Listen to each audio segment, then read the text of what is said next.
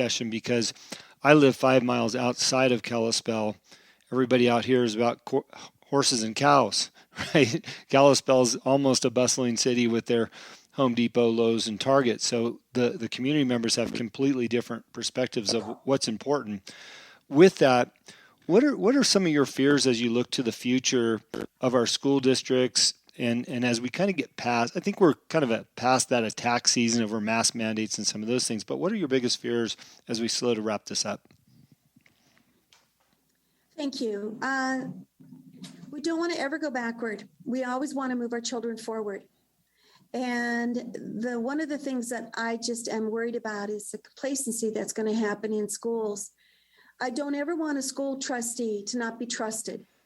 I want to make sure that those locally elected officials take on that responsibility and that accountability all the way through. I honor school trustees because they have a very large, they can see the children in front of them. They see the impact of their decisions. At my level, at the state level, sometimes it's hard unless I get into that classroom or I'm invited into that boardroom. And heaven forbid the federal government ever have anything at all to do with public education in Montana. That's another large fear of mine. I do not ever want a school trustee to abdicate their obligation to their community. Every community in Montana, and having a school board trustee, whether they live 5 miles outside of a very large city, or else they live 50 miles on a dirt road and they journey to that school board meeting and are engaging in every discussion, whether it's nutrition delivery and food, whether they're putting, their beef on the table, or whether they're, using their lentils or their fresh fruit and vegetables in any shape, manner, or form to enrich that child. So trust our trustees, make sure that they have the authority, that they don't give their authority to an appointed individual or a hired individual, that they're fair. In other words, when it comes to bargaining and making sure that those teachers have that compensation that's there. But first and foremost, making sure that the center of discussion of education is about children and never about the adults. Put our children first. That's who we are in Montana, and let's make sure that that continues. Elsie, I want to thank you for taking some time for me today.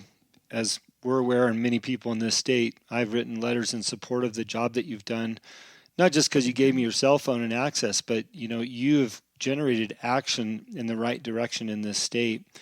And it's so refreshing to see that, especially coming from another state on the West Coast. Your involvement, the role that you've played, and even the words that you've said today, how important they will be to our future. Any final words to our listeners or any of the trustees or teachers or just parents out there that are listening as a final goodbye? There's so much going on in education right now. Let's seek the truth, because there could be a lot of misstatements out there. And the other part, I'm a girl that says, let's have sunshine rather than a cloudy day. Let's make sure that glass is half full rather than empty. So let's seek the positive in education. And if there's anything we can ever do, I'm going to repeat it again and again. Put our kids first. Put our children first, because they are our future. And without them, we don't have one. So, Jim, thank you for this great opportunity. And everyone, blessings. Thank you. Elsie, thank you so much. If you're listening in, this is the great state of Montana and what we get out here. So thank you for listening and all your comments. Thank you for listening to today's show. It is my pleasure and honor to interview all of the guests that have been on the Answer is Yes podcast. If you have enjoyed the show, please go on iTunes and subscribe, give a rating, or simply tell a friend about the show. We also believe in the message of our guests and the positive influence of their stories. As my own mentor and coach, David Meltzer, has taught me, spend some time every day thinking and writing about the things in your own life that you have more than enough of. You will find out how blessed we really are. Please visit my website, livelifedriven.com, for the latest updates about me and what I'm doing. Plus, I post a monthly blog about the many topics on this show. This podcast can also be found there. As I learned early on in life, what you believe is what you will achieve. Thanks, Mark Victor Hansen, and thank you, and have a great week.